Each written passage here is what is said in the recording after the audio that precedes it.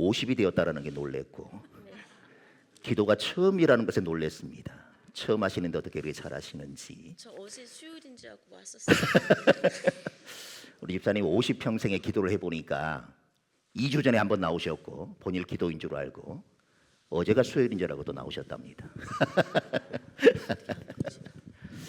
이런 열정 열심 너무나도 좋습니다. 제가 다친 지가 한 달여 됐는데 다들 이제 축구는 그만하셔야죠 이렇게 얘기를 하는데, 다시 축구를 할 수 있도록 강건한 다리를 달라고 기도해 주시는 분은 우리 집사님밖에 없는 것 같습니다. 오늘의 말씀 사도행전 20장의 말씀인데 우리가 소요리 문답 85문을 살펴보게 될 것입니다. 우리는 한 10시간에 걸쳐서 십계명에 대한 말씀들을 우리가 쭉 살펴보았고, 그리고 하나님께서 그 십계명을 우리에게 주시는 것은 그냥 알고 있어라 그런 의미에 주신 것이 아니라 그 말씀을 지키며 살아라 이런 의미로 우리에게 십계명을 주셨다라고 말씀드렸습니다. 근데 우리가 지난 시간에 살펴본 것처럼 타락 이후의 사람들 중에 이 말씀을 온전히 지킬 수 있는 사람은 아무도 없다라고 하는 것이죠. 말씀을 지켜야만 하나님의 진노와 저주에서 자유할 수 있는데, 이 세상에 그 말씀을 지킬 수 있는, 다 지킬 수 있는 사람이 아무도 없으니 우리는 모두 다 하나님의 진노와 저주 아래 놓이게 되었다라고 하는 것입니다. 그래서 우리는 다 그 진노와 저주를 받아 마땅한 사람인데, 하나님께서는 그 진노와 저주에 우리를 내버려 두지 아니하시고 우리로 하여금 그 진노와 저주를 벗어버릴 수 있는 길을 우리에게 허락해 주셨다라고 하는 것이죠. 우리는 날마다 생각과 말과 행동에 있어서 이 계명들을 범하는 것이 부패함을 가지고 있는 인생들의 보편적인 모습이다, 그렇게 말씀을 드렸습니다.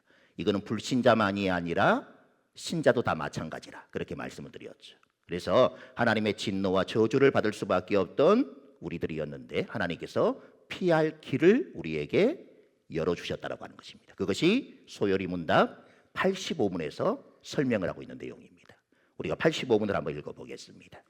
우리가 우리 죄를 인하여 하나님께 받을 진노와 저주에서 구해주려고 하나님께서 우리에게 요구하시는 것이 무엇인가? 답도 읽어볼까요? 우리가 죄를 인하여 하나님께 마땅히 받을 진노와 저주에서 구해주려고 하나님께서 우리에게 요구하시는 것은 예수 그리스도를 믿는 것과 생명에 이르는 회개와 그리스도가 구원의 유익을 전하시는 모든 외적인 수단들, 말씀, 세례와 성찬, 기도를 성실히 사용할 것을 우리에게 요구하신다. 하나님께서 진노와 저주에서 우리를 피할 길을 열어두시는데 세 가지를 우리에게 요구를 하고 계십니다. 첫 번째가 예수 그리스도를 믿는 믿음을 요구하고 계시죠. 두 번째가 생명에 이르는 회개를 말씀하고 있습니다. 그리고 세 번째가 구속의 유익들을 우리에게 전하시는 모든 외적인 수단들을 성실히 사용해라, 이렇게 말씀하고 있습니다. 그리고 그 외적인 수단이 무엇이냐? 말씀과 세례와 성찬과 기도라고 이야기하는 것입니다. 이렇게 간략하게나마 세 가지를 정리하면, 첫 번째로 왜 하나님께서는 우리로 그의 진노와 저주를 피할 수 있도록 예수 그리스도를 믿는 믿음을 요구하시는가?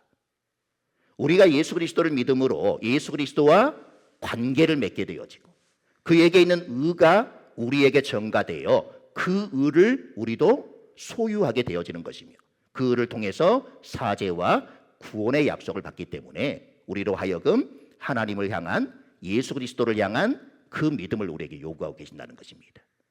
두 번째로 왜 하나님께서는 우리로 그의 진노와 저주를 피하도록 하기 위해 생명에 이르는 회개를 하라고 말씀하시는가? 죄 용서의 약속은 회개로 말미암아 얻어지는 것이기 때문이었습니다. 근데 그냥 회개라 얘기하지 아니하고 생명에 이르는 회개를 해야 된다. 이 말을 쉽게 얘기하면 진실된 회개를 해야 된다고 하는 것입니다. 우리는 얼마든지 입술로는 우리의 잘못을 고백할 수 있습니다. 그러나 입술로만의 고백은 생명에 이르는 회개가 되지 못한다고 하는 것이죠. 우리 마음속에서 우러나오는 진정한 회개가 있어야만이 그것이 생명에 이르는 회개가 되어진다고 하는 것입니다. 그리고 세 번째로 왜 하나님께서는 우리로 그의 진노와 저주를 피하도록 하기 위해서 모든 외적인 수단들을 성실하게 사용하라고 말씀하시는가? 우선 하나님께서는 다른 것이 아니라 말씀과 성례, 기도라는 그 수단을 제정하셨고 바로 그 수단을 통해서 구속의 유익들을 우리에게 전하시기를 기쁘게 여기시기 때문에 그렇습니다. 말씀과 세례와 성찬, 기도, 우리는 이것들을 늘 하고 있습니다. 근데 어떻게 하라고 말합니까? 성실히 사용해라. 이 말씀은 꾸준히 사용할 것을 말씀하고 계시는 것이죠. 한 번 말씀을 읽는 것으로 그치지 말아라. 기도도 한 번 하는 것으로 그치지 말아라. 말씀과 기도 생활이 꾸준해야 된다고 말씀하는 것입니다. 그래서 하나님께서는 우리로 하여금 하나님의 그 진노와 저주를 피하도록 여러 가지의 수단들을 말씀하시는데, 첫 번째가 예수 그리스도를 믿는 것, 두 번째가 생명에 이르는 회개를 하는 것, 그리고 모든 외적인 수단들을 성실하게 사용하는 것, 이걸 요구하고 계신다라고 하는 것이죠. 때문에 우리는 하나님께 제정하신 그 수단을 사용하여 하나님의 진노와 저주를 피하고 오히려 구속의 유익을 취할 수 있어야 한다고 하는 것입니다. 86문은 이 세 가지 중에 예수 그리스도를 믿는 믿음이 무엇인지를 우리에게 알려주고 있습니다. 우리 86문을 같이 읽어보겠습니다. 예수 그리스도를 믿는 믿음은 무엇인가? 답도 읽어봅니다. 예수 그리스도를 믿는 믿음은 그리스도께서 복음 안에서 우리에게 주어질 때 구원을 위해 오직 그리스도만을 우리가 영접하고 의뢰하는 구원의 은혜이다. 여기서 우리가 가장 먼저 주목해야 할 것은 예수 그리스도를 믿는 믿음이 구원의 은혜라고 하는 것입니다. 여기서 말하는 은혜는 값없는 은혜를 말합니다. 값없는 은혜라는 말은 어떤 뜻입니까? 어떤 대가도 지불하지 않았다고 하는 것입니다. 물건을 사려고 하면 그 물건에 대한 대가를 우리가 지불해야 하는 것이죠. 대가 없이 그냥 가지고 오면 도둑질이 되어지는 것입니다. 그러나 우리가 우리의 구원을 위해 어떤 대가를 지불한 것이 있는가 이렇게 물으면서 아무것도 없다라는 것을 강조하는 것이죠. 그래서 우리는 우리가 받은 은혜를 값없이 받은 은혜라 그렇게 고백하는 것입니다. 물론 우리의 구원은 믿음 없이는 주어질 수 없습니다. 그래서 믿음으로 말미암아 구원을 받는다 그렇게 말하죠. 그러나 그 믿음조차도 우리가 지불한 대가가 아니라고 하는 것입니다. 에베소서 2장 8절에 이렇게 말하죠. 읽어보겠습니다. 너희는 그 은혜에 의하여 믿음으로 말미암아 구원을 받았으니 이것은 너희에게서 난 것이 아니요 하나님의 선물이라. 믿음으로 말미암아 구원을 받는 것이 무엇에 의해 되는 일이냐? 하나님의 은혜에 의해서 되어지는 일이다 이렇게 말씀하는 것이죠. 이것을 좀 더 분명하게 설명하는 것이 이것은 너희에게서 난 것이 아니요 하나님의 선물이라 이 표현인 것입니다. 갈라디아서 2장 16절도 이렇게 말씀합니다. 읽어보겠습니다. 사람이 의롭게 되는 것은 율법의 행위로 말미암음이 아니요 오직 예수 그리스도를 믿음으로 말미암는 줄 알므로 우리도 그리스도 예수를 믿나니 이는 우리가 율법의 행위로서가 아니고 그리스도를 믿음으로써 의롭다함을 얻으려 함이라. 율법의 행위로서는 의롭다함을 얻을 육체가 없느니라. 여기서도 사람이 의롭게 되는 것 무엇으로 말미암다고 말씀합니까? 예수 그리스도를 믿는 그 믿음으로 말미암는다 이렇게 분명하게 말씀하고 있습니다. 그리고 그 믿음을 무엇과 대조시켜 설명을 하고 있죠? 율법의 행위와 대조시켜 설명을 하는 것입니다. 달리 표현하면 사람이 의롭게 되는 것은 율법의 행위로 말미암는 게 아니다 이렇게 말하는 것입니다. 때문에 믿음으로 말미암아 의롭게 된다는 것은 믿음 자체 혹은 믿는 행위가 우리에게 의를 준다 이런 의미가 아니라 오직 그리스도의 완전한 순종으로 하나님을 만족시킨 그 의를 믿음이라고 하는 도구 혹은 수단을 통해서 주신다 그런 의미라고 하는 것이죠. 이런 내용을 소요리 문답 33문에서 칭의에 대해 설명할 때 여러분들에게 설명을 드린 바가 있습니다. 33문 읽어볼까요? 의롭다 하심은 무엇입니까? 답도 읽어보겠습니다. 의롭다 하심은 하나님의 값없는 은혜의 행위입니다. 그 안에서 하나님은 우리의 모든 죄를 사하시며 그가 보시기에 우리를 의롭게 받아주십니다. 오직 그리스도의 의가 우리에게 전가되고 오직 믿음으로만 그것을 받기 때문입니다. 자, 그럼 이 믿음은 어떤 방식으로 주어지는가? 다시 한번 86문을 보시면 예수 그리스도를 믿는 믿음은 그리스도께서 복음 안에서 우리에게 주어질 때라 이렇게 표현을 사용하고 있죠. 복음, 곧 그리스도의 말씀이기에 말씀을 통해 믿음이 주어진다 이렇게 말하는 것입니다. 이것을 로마서 10장에서는 이렇게 말씀을 하죠. 읽어보겠습니다. 누구든지 주의 이름을 부르는 자는 구원을 받으리라. 그런즉 그들이 믿지 아니하는 이를 어찌 부르리요? 듣지도 못한 이를 어찌 믿으리요? 전파하는 자가 없이 어찌 들으리요? 보내심을 받지 아니하였으면 어찌 전파하리요? 기록된 바 아름답도다 좋은 소식을 전하는 자들의 발이여 함과 같으니라. 그러나 그들이 다 복음을 순종하지 아니하였도다. 이사야가 이르되 주여 우리가 전한 것을 누가 믿었나이까 하였으니 그러므로 믿음은 들음에서 나며 들음은 그리스도의 말씀으로 말미암았느니라. 구원이 어떻게 주어지는 것입니까? 주의 이름을 불러야 한다는 것입니다. 주의 이름을 부른다라고 하는 것은 예수 그리스도가 나의 주인이 되신다. 이것을 고백하는 것인데 이런 고백으로 주를 부르기 위해서는 들어야 한다라고 말씀합니다. 무엇에 대하여 들어야 하는가? 주님과 관련된 내용을 들어야 합니다. 이것을 우리는 복음이라고 말하는 것이죠. 복음을 듣기 위해서는 복음을 전하는 자가 있어야 하고 복음을 전하기 위해서는 복음을 전하도록 보내시는 자가 있어야 한다는 것입니다. 그분이 누구시냐? 하나님이시라고 하는 것이죠. 여기서도 우리는 구원이 하나님으로부터 시작된다는 것을 알 수가 있습니다. 하나님께서는 구약의 선지자들과 예수 그리스도를 보내신 분으로 계시기 때문인 것이죠. 그런데 하나님께서 어떤 방식으로 구원을 베푸시는가? 복음을 전하게 하시고 그 전해진 복음을 들음으로 믿게 하시는 방식을 통해 우리를 구원을 베푸신다라고 하는 것이죠. 그래서 17절은 요약하기를 뭐라고 합니까? 그러므로 믿음은 들음에서 나며 들음은 그리스도의 말씀으로 말미암았느니라. 그런데 그럼에도 불구하고 바로 앞에 있는 16절에 보면 그러나 그들이 다 복음을 순종하지 아니하였도다.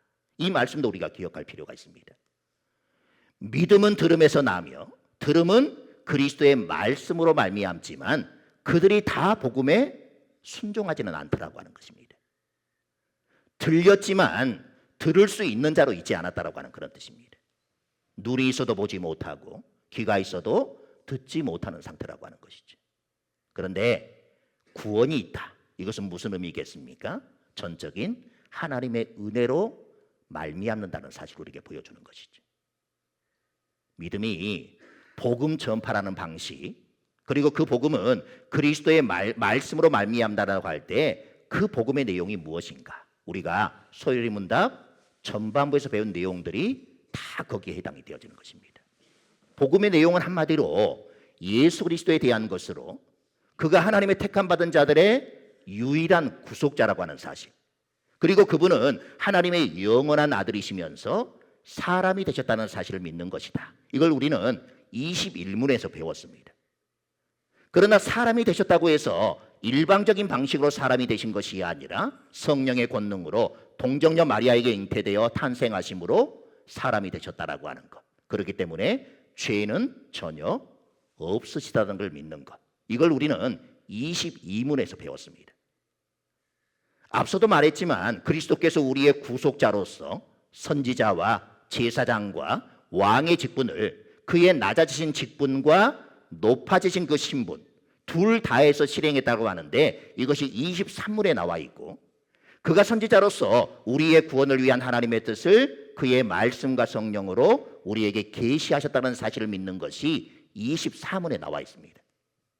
또한 그가 제사장으로서 하나님의 공의를 만족시키시고 하나님과 우리를 화목하게 하시려고 자신을 단번에 희생제물로 드리셨고 우리를 위해 지속적으로 중보하고 계시다는 사실을 믿는 것이 25문에 나와 있습니다. 또한 그가 우리의 왕으로서 우리를 자신에게 복종시키시고 우리를 다스리시고 보호하시고 그와 우리의 모든 대적들을 제어하시고 정복하신다는 사실을 믿는 것이 26문에 등장을 하고 있습니다. 바로 이 일을 위해 비천한 환경에서 태어나셔서 율법 아래 복종하시고 이 땅에서 사람들이 겪는 비참함들과 하나님의 진노와 십자가의 저주의 죽음을 겪으시고 장사되어 사망의 권세 아래 잠시 동안 머무셨다라고 믿는 것이 27문에 나와 있습니다. 사흘 만에 죽은 자 가운데서 다시 살아나신 것과 하늘로 올라가신 것과 하나님 아버지의 우편에 앉아 계신 것과 마지막 날에 세상을 심판하러 다시 오실 것을 믿는 것, 이것이 28문에 나와 있습니다. 우리는 21문부터 28문까지를 통해서 복음이 무엇인가, 이걸 우리는 쭉 살펴보았습니다. 계속해서 살펴보면 예수 그리스도를 믿는 믿음이 그리스도께서 복음 안에서 우리에게 주어질 때 구원을 위해 오직 그리스도만을 우리가 영접하고 의뢰하는 것이라, 이렇게 설명을 하고 있습니다. 그리스도만을 우리가 영접한다라고 하는 것은 앞에서 언급한 복음의 내용, 다시 말해 예수 그리스도에 대한 지식의 근거에서 그분을 내 마음속에 받아들이는 것이죠. 그리고 의뢰하게 된다라고 하는 것은 맨 처음에 말씀드린 것처럼 하나님의 계명을 완전히 지킬 수 있는 사람은 타락 이후 현세에서는 전혀 없기 때문에 날마다 생각과 말과 행위에 있어서 우리가 계명들을 범하게 되어지는데, 하나님께서는 믿음을 주셨기 때문에 하나님의 율법을 통해 하나님께서 우리에게 요구하시는 의무가 무엇인지를 알고, 또한 그렇게 살고자 하지만 그렇게 살지 못하는 것이 현세 우리의 모습임을 확인하게 하시면서 때로는 좌절하기도 하고, 때로는 상실감을 가지기도 하고, 때로는 무력하게 느끼기도 하지만, 그러면서 우리는 우리 스스로가 우리 스스로의 힘으로는 정말 이 죄에서 벗어날 수 없는 것을 철저히 깨닫게 하신다라고 하는 것이죠. 그 죄에 대해서는 하나님의 진노와 저주라는 결과밖에 없지만, 그런 진노와 저주에서 건져주신 예수 그리스도만이 우리의 모든 것 되신다라는 것을 확인하게 하시기에 우리는 오직 그리스도만을 의지하게 되어진다라고 하는 것입니다. 그러면 어느 정도까지 그리스도를 의지해야 되는가? 빌립보서 3장 7절 8절 7절부터 9절까지 읽어보겠습니다. 그러나 무엇이든지 내게 유익하던 것을 내가 그리스도를 위하여 다 해로 여길 뿐더러 또한 모든 것을 해로 여김은 내 주 그리스도 예수를 아는 지식이 가장 고상하기 때문이라. 내가 그를 위하여 모든 것을 잃어버리고 배설물로 여김은 그리스도를 얻고 그 안에서 발견되려 함이니 내가 가진 은은 율법에서 난 것이 아니요 오직 그리스도를 믿음으로 말미암은 것이니 곧 믿음으로 하나님께로부터 난 의라. 여기서도 오직 그리스도를 믿음으로 말미암는 의에 대해서 말하는데, 그것 때문에 바울은 무엇이든지 내게 유익했던 모든 것을 내가 그리스도를 위하여 다 해로 여긴다, 이렇게 고백하는 것입니다. 그가 그리스도를 알기 전에는 무엇을 의지했는가? 우리 3장 4절부터 6절을 읽어보겠습니다. 그러나 나도 육체를 신뢰할 만하며 만일 누구든지 다른 이가 육체를 신뢰할 것이 있는 줄로 생각하면 나는 더욱 그러하리니 나는 8일 만에 할례를 받고 이스라엘 족속이요 베냐민 지파요 히브리인 중에 히브리인이요 율법으로는 바리새인이요 열심으로는 교회를 박해하고 율법의 의로는 흠이 없는 자라. 8일 만에 할례를 받고 베냐민 지파요 히브리인 중에 히브리인이라는 것, 율법으로는 바리새인이라는 것, 열심으로는 교회를 박해했던 그 모든 것들이 그의 의의 근거였다라고 하는 것입니다. 그러나 그리스도께서 그에게 나타나 말씀하시고 난 뒤 그 모든 것들이 다 헛된 것인 줄 알았다라고 하는 것이죠. 분명 그것이 유익하긴 하지만 과연 그것이 그리스도 앞에서 유익한 것인가? 과연 그것이 그리스도를 아는 지식보다 더 가치가 있는가? 그렇게 스스로에게 질문을 해보니 거기에는 없다는 것을 깨달았다라고 하는 것입니다. 그래서 바울은 이 모든 것을 그리스도를 얻기 위해 배설물로 여겼다라고 하는 것이죠. 육체적으로 볼 때는 유익하던 그 모든 것을 쓰레기보다 못한 것으로 여겼다라고 하는 것입니다. 그리스도를 의지한다라는 것은 육체적으로 볼 때 우리에게 유익한 모든 것들, 그리고 거기에 신뢰를 두는 모든 것들을 배설물로 여기는 것입니다. 홍물질이 여러분의 구원에 단 1%라도 유익하게 만들어줄 수 있다, 이렇게 생각한다면 여러분 그것을 버릴 수 있어야 합니다. 학벌이나 재능이 여러분의 구원에 1%라도 유익하게 할 수 있다, 이렇게 생각한다면 그것 또한 여러분들은 버리셔야 합니다. 왜냐하면 그것들은 그리스도를 대신할 수 없기 때문에 그렇습니다. 우리의 구원은 오직 그리스도로만 가능합니다. 그리스도의 어떤 것도 그리스도의 자리를 차지할 수 없습니다. 우리의 노력도 그리스도를 대신할 수 없고, 우리의 열심도 그리스도를 대신할 수 없고, 우리의 믿는 그 행위 자체도 결코 그리스도를 대신할 수 없습니다. 그리스도가 우리의 모든 것이라는 말은 그리스도 앞에서 우리 자신은 아무것도 아니라는 것을 아는 것입니다. 좀 더 정확하게 말하면 없는 것보다 못한 존재다. 이걸 우리가 깨닫는 것입니다. 왜냐하면 우리는 지금도 생각과 말과 행위에 있어서 계명들을 범하고 살아가기 때문에 그렇습니다.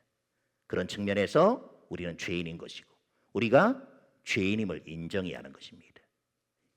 이런 우리에게 있는 무엇을 의지하겠습니까? 하나님께서 우리에게 예수 그리스도에 대한 지식과 함께 믿음을 주실 때 그 믿음은 예수 그리스도를 떠나서는 아무것도 할 수 없다라고 하는 그 믿음까지 우리로 나아가게 하신다라고 하는 것입니다. 때문에 우리는 누구만을 의지해야 하는가? 예수 그리스도만을 의지할 수 있어야 합니다.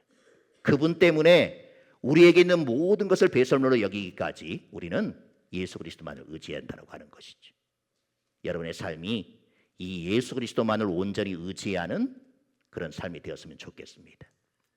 항상 주님이 여러분과 함께 하신다는 사실을 잊지 않고 살았으면 좋겠습니다.